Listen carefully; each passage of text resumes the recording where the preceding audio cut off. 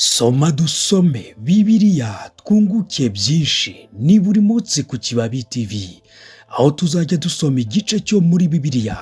Reka dusome twunguke ubumenyi. Igitondo cyiza kuri mwese, amahoro y'Imana akomeze kubana namwe mwese mwakoze subscribe ku Kibabi TV. Twinjiye rero mu mwanya wa soma dusome Bibiliya, tugeze ku gice cyo kuva, igice cya 22 kigizwe n'imirongo 30. Umurongo wa mbere uragira uti: umujura nagwa mu cyuho nijoro, amaraso ye ntazabagwe ku wamwishe.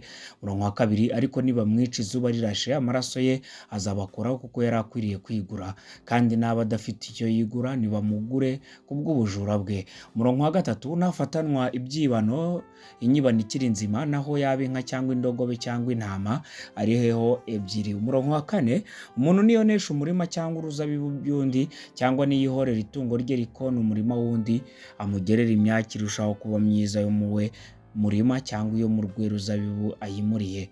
Umurongo wa gatanu: umuriro nucanwa ukagurumana ugafata uruzitiro rw'amahwa, ukambukiranya ugafata amasaka ari ku murara cyangwa agihagaze, cyangwa umurima ugashya, uwacanye uwo muriro ntakabure kubiriha. Umurongo wa gatandatu: umuntu nabitsa mugenzi w'ifeza cyangwa ibindi bintu bikibirwa iwe, umujura naboneka azarihe kabiri.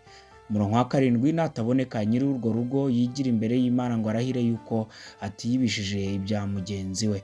Umurongo wa munani: mu byo guhuguzanya byose, naho yaba inka cyangwa indogobe cyangwa intama cyangwa umwambaro cyangwa ikindi kintu cyose cyabuze, umuntu akagishingura ati iki nicyo cyabuze, urubanza rwa bombi ruzaburanirwa imbere y'Imana. Uw'Imana izacira urubanza ko atsinzwe azariho undi kabiri. Umurongo wa 9: umuntu naragiza mugenzi w'indogobe cyangwa inka cyangwa intama cyangwa irindi tungo ryose, igapfa cyangwa ikavunika cyangwa ikanyagwa, ari ntawe ubireba, 10 kurahira Uwiteka kuzabe hagati y'abo bombi yuko atibishije itungo rya mugenzi we, nyiraryo yemera undi ntarihe. 11: ariko nyakwibirwa iwe azarihe nyiraryo. 12: ryatanyagurwa n'inyamaswa azaza n'igikanka kimwemeza, ntazarihe itanyaguwe. 13: kandi umuntu natira itungo rya mugenzi we rikavunika cyangwa rigapfa, nyiraryo adahari ntazabure kumuriha. 14: ariko nyiraryo nahaba ntazamurihe, ariko ryaba rije ngo wagwatire atange ibiguzi by'igihe basezeranye, ibyo biguzi bizarangize. 15: umuntu nashukashuka umwari utasabwe akaryamana nawe, ntakabure kumukwa ngo amurongore. 16: ariko se niyanga rwose kumushyingira, azatange inkwano nk'iz'abakobwa. 17: umurozikazi ntuzareke ngo abeho. 18: uzaryamana n'itungo ntakabure kwicwa. 19: uzatambira Imana yose igitambo itari Uwiteka azarimburwe rwose. 20: umusuke w'umunyamahanga ntukamugirire nabi, ntukamuhate, kuko namwe mwari abasuke mu gihugu cya Egiputa. 21: ntihakagire umupfakazi cyangwa imfubyi mubabaza. 22: nugira icyo ubabaza na gato bakantakira, sinzabura kumva gutaka kwabo. 23: uburakari bwanjye bukagurumana nkabicisha inkota, abagore banyu namwe bakaba abapfakazi, abana banyu bakaba imfubyi.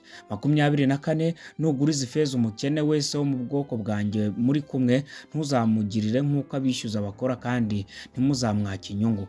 25: niwaka umwenda wa mugenzi waweho ingwate, izuba ntirikarenge utawumushubije. 26: kuko ari wo yambara wonyine, ari wo mwambaro wo ku mubiri we, aziyorosa iki? Nantakira nzamwumvira, kuko ndi umunyambabazi. 27: ntugatuke Imana, ntukavuma umutware w'ubwoko bwanyu. 28: ntugatinde kuntura ku byuzuye ibigega byawe no ku mazi y'imbuto z'ibiti byawe, imfura z'abahungu bawe ujye uzintura. 29: abe ariko ugirira n'inka zawe n'intama zawe, uburiza buzamarana iminsi 7 na nyina, kuwa 8 ujye kubuntura. 30: kandi muzambera bera, nicyo gituma mudakwiriye kurya ikirira cyo ku gasozi, mujye mukigujugunyira imbwa. Icyo cyari igitabo cyo kuva, igice cya 22. Reka tubabwire ngo mushyire imbere gukiranuka, mugire umunsi mwiza.